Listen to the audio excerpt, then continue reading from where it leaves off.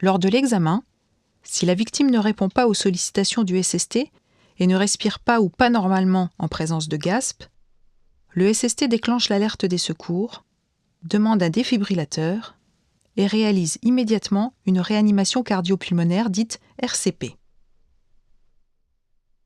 Il place le talon de la main au centre de la poitrine sur la moitié inférieure du sternum, l'autre main sur la première, relève les doigts et effectue une poussée verticale de 5 à 6 cm, bras tendus, puis relâche la pression.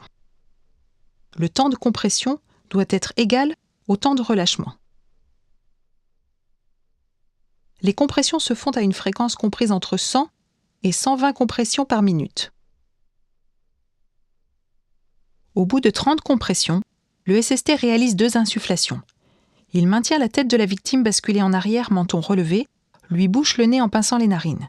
Il lui ouvre la bouche et applique sa bouche largement ouverte autour de celle de la victime. Il souffle jusqu'à ce que la poitrine de la victime commence à se soulever. Il se redresse, reprend son souffle en regardant la poitrine s'affaisser et insuffle une seconde fois.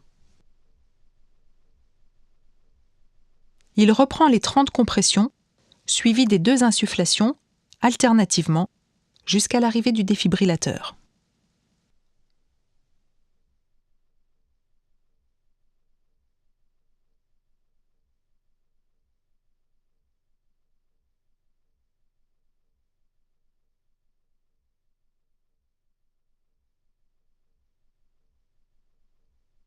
Dès que le défibrillateur est disponible, le SST le met en fonction et suit les indications sonores et visuelles données par l'appareil.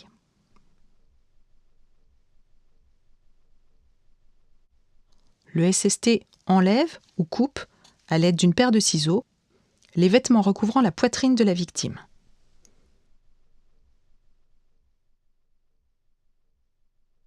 Il sort les électrodes de l'emballage,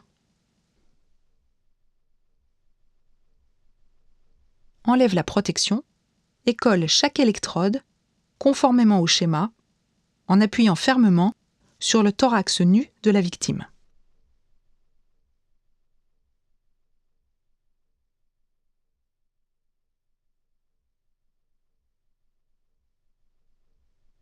Il connecte les électrodes.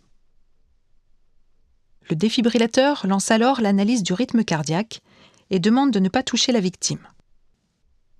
Il annonce qu'un choc est indiqué et demande de se tenir à distance.